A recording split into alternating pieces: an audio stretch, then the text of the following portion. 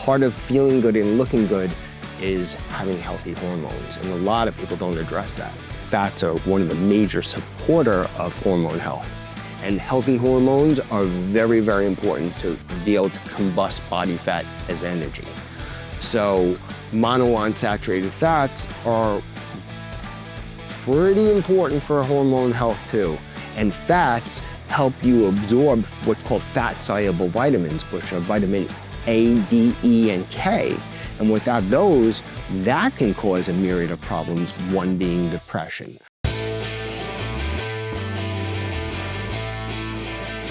Okay, fats, here we go. Just getting right into another macronutrient. How you doing? Good, Nick. How are you, man? I'm good. I'm ready to just jump right in. Now, of course, fats in general, dietary fats, were demonized in the 1980s and even through the 1990s. Yeah. And it drove people to look for low-fat snack foods and processed foods that a lot of times were just filled with sugar, filled with chemicals, processed foods, and it took people who were trying to do the right thing and thought they were listening to the experts, and it put them in a place where they were not getting healthier, they were not helping their cholesterol, they were not helping their weight, they were just incorporating all this other bad crap into their diet. There's a lot of people still pushing that agenda on the internet, the low fat. We won't mention any names, but they're still, get your fats as low and you can eat as many carbs as you want. So it was just much more prevalent in the 80s and 90s, but unfortunately, there's still people that are way too late to the party. All right. But unfortunately, there were these products where they pushed the fats all the way down and jacked them up with sugars and processed carbohydrates. What we talked about in the last segment of the videos on carbohydrates. If you haven't seen that, check it out. But people were still getting fat to other places. And they were eating trans fats through margarines and everything that we'll talk about. So there was a really tough time in nutrition because there was this advice to avoid fats, but people were still getting it from places where they didn't realize they were. Plus, they were eating these products that the fats were pushed down, and you have to put something in there. Plus, they were getting a ton of processed carbohydrates in these fat-free products. In general, I feel like after talking to you, off camera, on camera, your philosophy is that you want people to be eating all three of the macronutrients, the fats, the carbohydrates, and the proteins, and not to be avoiding any of them, but of course, trying to get the healthiest versions of each of those in their diet. Correct. For long-term success, for energy levels, just to get a myriad of different vitamins and minerals and textures, and to stay on a healthy eating plan for the rest of your life, I would like to see most people be able to enjoy protein, fats, and carbohydrates, because that is what's going to lead to long-term health and weight loss if the person's goal is weight loss. Because anybody can lose weight in the short term. It's what can you maintain. What are fats? Fats are going to be one of the three of the macronutrients. You have protein, fats, and carbohydrates. And fats is as great as they are, and we're going to talk about the importance and everything, they're really abundant in calories. So when we look at proteins and we look at carbohydrates, they have 4 calories per gram because food is weighed out or measured just like drugs would. So you would look at grams. So fats have 9 calories per gram. So they're good because they give the body a lot of energy. But if you're not mindful about them and the amounts you eat them, the calories can add up quick. But they're a very concentrated source of energy. And they're very, very important for hormones. And part of feeling good and looking good is having healthy hormones. And a lot of people don't address that. More people are talking about it in the last few years, but it's something that wasn't addressed. It was just like, work hard, cut calories, move your body, take in less, move more, and we realize there's much more to the equation than that. And hormones and fats are one of the major supporter of hormone health. And brain health too, Absolutely, right? Yes. The brain is made up of a lot of fat. So you go on a really, really low-fat diet, which I mentioned people are still advocating for, That's a great way of getting depressed. And it happens slowly. So sometimes people get caught in this web of like, I just don't feel good anymore. And they go to their doctor and they say, hey, we're going to maybe prescribe you an antidepressant. But they left out that they haven't had any dietary fat in a couple of years because they've been following a low-fat meal plan, and it can really cause some problems cognitively. Now, of course, neither of us are doctors, but a lot of times changes in diet can do a much better job at fixing the things that people are having issues with than just jumping right on some drug that's going to add side effects to your life and other problems. So yeah, sure, it fixed your depression, but now you can't get an erection, or it fixed your depression, but now you also have a thyroid problem, or you have high cholesterol. Like it just starts a series of problems coming down the line. I mean, everybody hears it. When you see a drug advertisement on television or anywhere really, usually the list of side effects is longer than the actual advertisement itself in terms of what the positive effect of that drug is going to be. And it seems crazy. Of course, there are times where you need a drug because you're going to die if you don't have it. And those are times where, of course, you should listen to your doctor and keep yourself alive. Obviously, you want the best quality of life you can, but I feel like, again, working with a professional, dietary changes can solve a lot of these problems before we jump to, a pharmaceutical fix.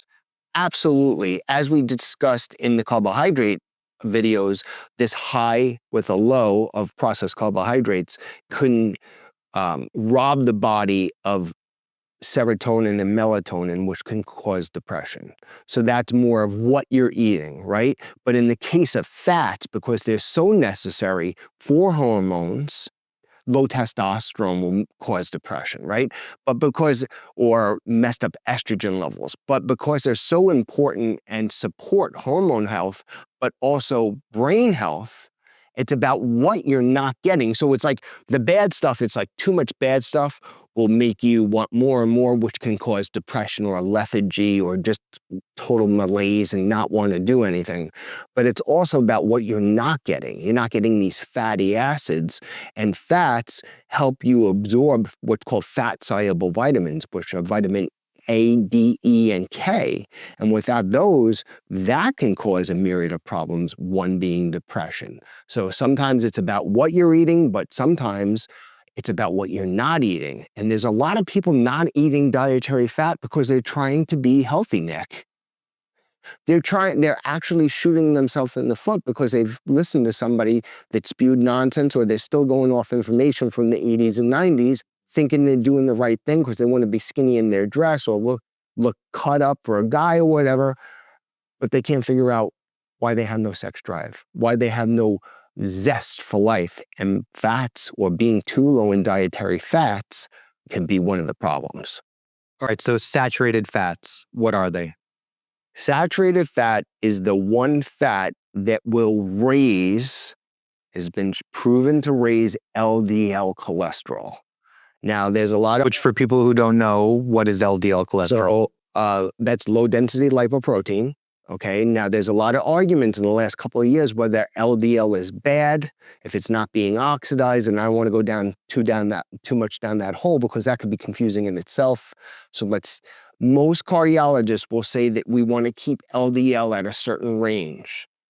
Saturated fats are going to be the fat that drives up LDL the most. So a lot of people, especially cardiologists, will advocate for very, very low saturated fat intake, no more than 10% of total fat intake. So let's say 30% of your calories comes from fat. They're saying no more than 10 in saturates. Unfortunately, saturated fat is the most important fat for testosterone. And women, now, it's not just a male hormone. Women need testosterone too. So you have the other fats, and they're important, but saturated fat will drive up testosterone as well. So anybody that wants to put on muscle or really have a lot of vigor and zest for life, a low testosterone is not going to be conducive to that. So I really don't want to like hang my hat on a specific hook as far as saturated fat goes, but we do need some saturated fats, and there's a lot of arguments out there. I still think that it's a scary place to be where you're just loading up the body with saturated fats. Like the keto people will put butter in their coffee and coconut oil and MCT fats. Those are expensive dice to roll, in my opinion. And maybe in a couple of years, Because of what they're doing to your cholesterol? because of what they're doing to your LDL. Now, a lot of people will do videos on raising testosterone, how to raise testosterone naturally, and they go right to saturated fats. And they're right. At the cost of what, though? It's a balancing act. It's a balancing act, in my opinion, and I may be wrong down the road, but right now, I think that saturated fats, you don't really have to hunt for saturated fats. They're going to find their way into your meal plan unless you're a low-fat vegan, right? But if you're somebody who is eating animal Butter protein, is in a lot of things you're yeah, eating. but it's even in chicken breast, it's in turkey, it's in steak, it's in even salmon has saturated fat.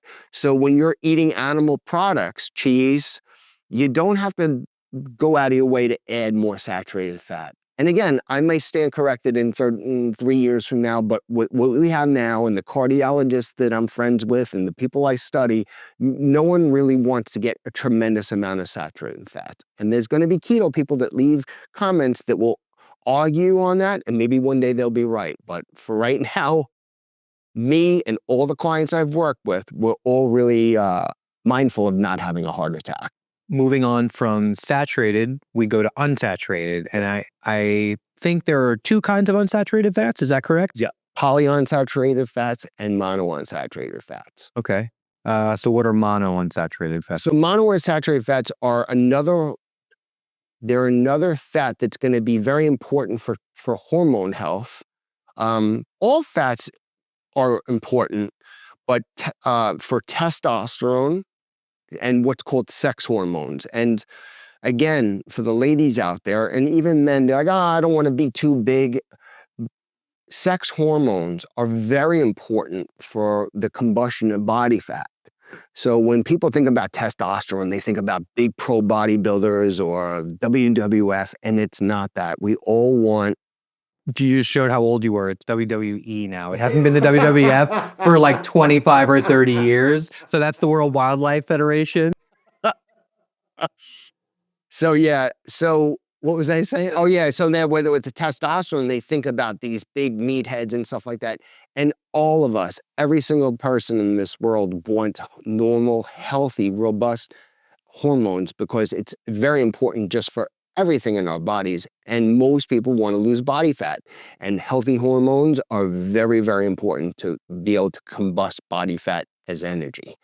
So monounsaturated fats are pretty important for hormone health too. I mean, they don't drive up testosterone as good as saturated fat, but they're second in command. They're very important for lowering cholesterol.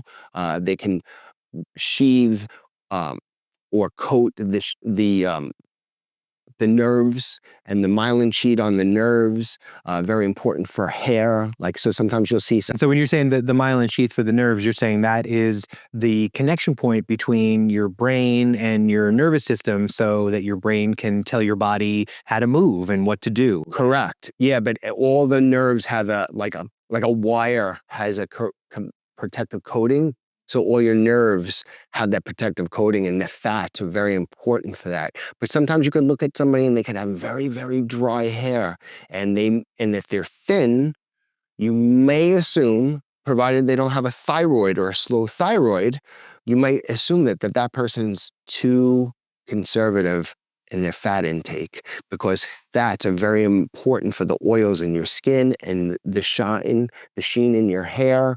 So it's very important. And monounsaturated fats are going to be extremely important for that. Just give us a couple examples. What's a mono? So monounsaturated fats are going to be avocado, certain nuts like macadamia nuts are very high. Walnuts are more polyunsaturated. A lot of nuts are more poly, and we'll get into that. But olive oil is extremely high in it. Avocado oil, Cold water fish has some, but those are going to be, there's even little small amounts in animal flesh, like chicken and turkey and steak and stuff like that. But your biggest powerhouses are going to be avocado oil, aloes, olive oil, and macadamia nut or not macadamia nut oil. It's kind of hard to. So these are good things to dress a salad with, to do some like cooking at a low smoke point with, right? Great addition, Nick. Yes.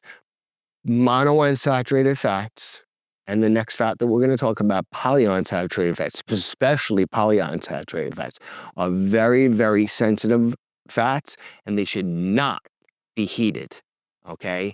There's a debate whether olive oil can be, I don't cook with olive oil. Saturated fats have a very high flash point, meaning they can take super, super high heats, and their fats don't become oxidized and rancid. So when you heat monounsaturated fats, they become oxidized, and some people would say they become hydrogenized. So if you're going to cook with oils, great question. And in addition to that, something I didn't even think about, it's going to have to be saturated fats, like your butter and your lard and your beef tallow and stuff like that, because it can just, coconut oil, palm oil, which are not from animals, but they're saturated fats too. And you can crank on those babies and they don't become oxidized. Okay. And then so we talked a little bit about the monounsaturated, and then there's also polyunsaturated. So So polyunsaturated fats, you don't want too many of them, and some people say in large amounts that they're pro-inflammatory, and nobody wants inflammation. In fact, we want the oils and the foods that cut down on inflammation. And those are going to be mostly nuts, and seeds are going to be high in polyunsaturated fats.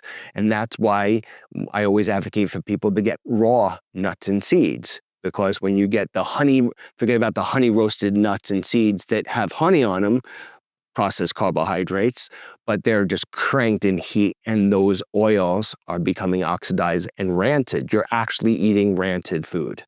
Okay, so it's going to be your nuts and seeds, and cold water fish is really high in polyunsaturated fat. So your salmon and your mackerels and your sardines and anything that's an oily fish is going to have that polyunsaturated fat. And then you have some oils, and the jury's out on them. There's some cholesterol lowering effect that you can see in safflower oil, high oleic safflower oil, or canola oil. But there's a lot of people out there saying that you might want to kind of steer clear of those oils. And the jury's kind of still out on, the jury's going to be out on everything we talk about for the rest of our lives.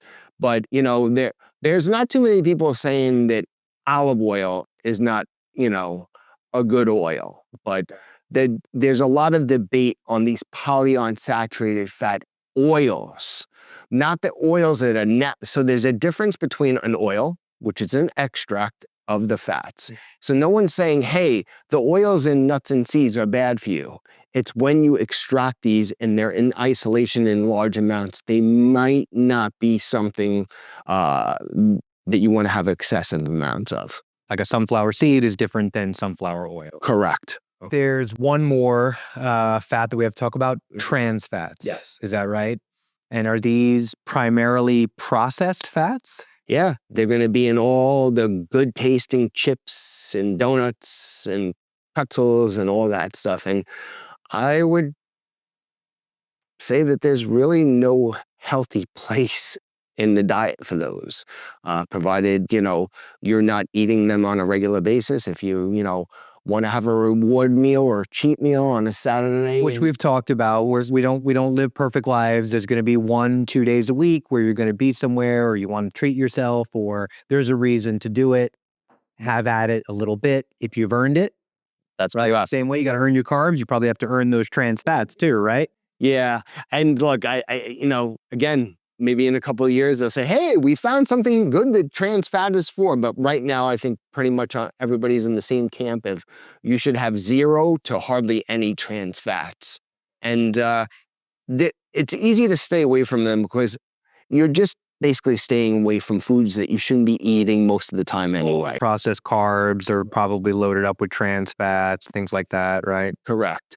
And anybody that's watching these videos that is maybe I don't know, 60, 65 or greater, and you were told that you were supposed to cash in your butter for margarine, that's a great place that you can see trans fat. So if you're using margarine, always check with your doctor, but these two guys are saying maybe you just either give it to somebody you don't like, you want to take out, or just put it in the garbage can. And that's a lot of margarines and stuff. God, Haven't seen margarine in a really long time. I assume they still sell it. I'm sure there's still some boomers out there using it, but not a lot of people. Most people at this point know better. I remember clearly in my head, Mom, I love you. I remember, because, nutrition, we don't know too much in that Lynch household, but I remember she proudly came to me and she's like, I put butter on everything, Nick. Pancakes, and my mom made me these beautiful crepes and everything. I remember one day, because we had like the old school glass butter jar, and I just put that stuff all over the place. And one day she comes over and she like takes it away and she puts like this plastic, like boring looking thing and peels this top off. She's like, this is what you're gonna use from now on. I'm like, what's that? She's like, it's margarine, it's much healthier for you. And I remember putting it on it, I'm like, this tastes fake as hell, you know what I mean? And I don't know how long we rode that wave, but I feel like a couple of years. Too long, if it was at all. Too long, Oh, and she had great intentions. No, this was, any older member of my family, if it was the 1980s or 90s and they were looking to lose a couple pounds, that was the first thing they did. They tossed out the butter, they brought in the margarine, and heads up, it didn't work. They didn't lose any weight. It didn't do what they wanted it to do. It didn't lower their cholesterol. It didn't have them drop the pounds. It just added in some weird trans fat chemical into the house and into their diet and didn't do what they wanted. It was with the best intention that they made that mistake, though. Yeah, and that's when the whole saturated fat bad situation happened. And, you can argue and say, okay, we lowered our saturated fat, whatever, and heart attacks didn't go down. So who knows? Like I said, I wrestle with the saturated fat. I want saturated fats to be awesome for us, even for heart, because I love the way, I can't get enough butter. You know what I mean? I just really watch it because cardiac health is the major concern for me and my clients. So a lot of people, they don't think about their heart. They just think about weight loss. Once they dive in, some people just don't think about it at all. But when people, unless somebody's dad or mom had a heart attack in the house or suffered a heart attack, you have a family where everybody dies of heart disease, most people, when they think about health, they're not thinking about cancer and they're not thinking about heart attacks. They're just thinking about, I don't like the way I look anymore. My wife says I'm a fat bastard, or I want to look hot for a vacation or a reunion or whatever. They don't think about the heart. A lot of people, it's vanity at the end of the day. Yes. And which is fine if vanity gets you healthy, but if you're just skinny, it doesn't mean you're healthy. We know that. Yes, skinny does not mean healthy. Get yourself a nice cocaine habit. You're all sorts of skinny. So, but the other thing, I don't know if you want to talk about in this video or not, but let's do it in this video, is as important as we talked about fats being, and they are super important. They make things taste good. We'll talk about a bunch of different other things that they are good for. You do have to watch the amounts, because there was this push when fats, because I've been doing this for 30 years, Nick, so I was training people where fats were the scary guy in town. Now, trainers and nutritionists that are loving this stuff and doing it for a living, we're about 10 years ahead of what the normal media and TV, like intermittent fasting got big about 9 years ago. I've known about it for about 22 years. I tried it about 22 years ago. So when the fats became, they are good for you, they have this benefit and that benefit, everybody was like, whoa, I got to eat as many fats because they're going to raise my testosterone, going to make my hair look shiny, my skin, everything, fat all over the place. There was actually a girl on TV, got a cooking show, and there was an EVOO thing, and she was just blasting EVOO on, no offense. Fats are 9 calories per gram, like we mentioned, opposed to 4 from fats, carbohydrates, and protein. So as much as you need these, you have to be mindful because the calories will add up super quick. So if you are into that vanity aspect, it's not all the fats you want. And there's a point where more fats will just lead you down the road of getting fatter. You know, like your hair can only be so shiny. Not everybody can have fucking skin that looks like yours, Nick. It's all the EVOO. Let's talk about that. How much olive oil are we talking, Nick? You know what? Talk to my wife. I eat a lot of olive oil. We do. We put olive oil on salads almost every day. Apparently, a lot of the olive oils out there are actually cut with other oils. Well, that's why you have to look for 100% olive oil from a country you trust. Italy. I'm sure there are others. I usually go with an Italian extra virgin olive oil with 100% olives from Italy. Yeah.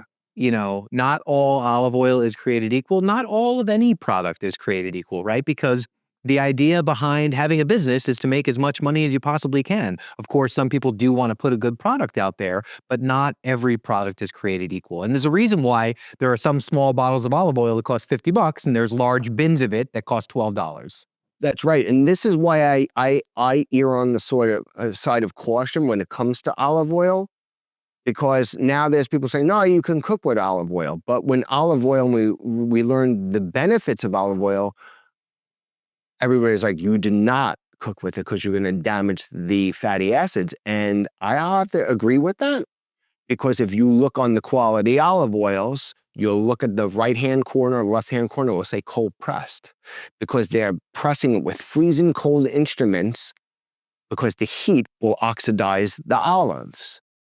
That's why. So that's interesting. Yes, and they're in generally great olive oil. This is becoming an olive oil video, but olive oil, right, is in an opaque container because the sunlight can actually oxidize it. That's right. It's So a lot of they're Korean putting- glass. Yes, if they're putting it in an opaque glass because light can oxidize it, well, what's a crank pan going to do to it? That's why I always tell people when and if you're going to use olive oil, you're going to put it on a salad or saute your food, take it off the heat, let it cool for a minute, and then put your olive oil on it if that's what you want to do. But I'm still, and again, I'm open to always being wrong, but I do not cook with it. I'm going to call it here. Okay.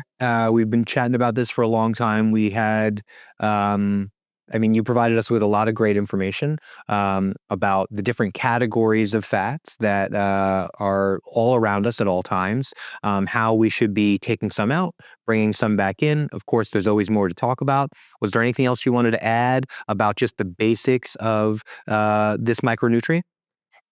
I could just say, just to recap, Nick, for all the people out there, like I talked about, and I was one of them at one point. Maybe I'll talk about it in the next video of some of the things that I did, because I did try the low-fat diet for a while, and it did cause me a couple of problems, is they are there for a reason. Just like I'm not an advocate of wiping all carbohydrates out, I'm definitely not an advocate of wiping all fats out, and it can cause a lot of problems, especially with hormones and just thriving overall, and you can run into vitamin deficiencies with those fat-soluble vitamins I talked about. So they're not to be scared. You shouldn't be scared of them, but don't take what we said here and just, again, start dumping fats and handful of nuts. That's another thing. Nuts are super, super easy to overeat.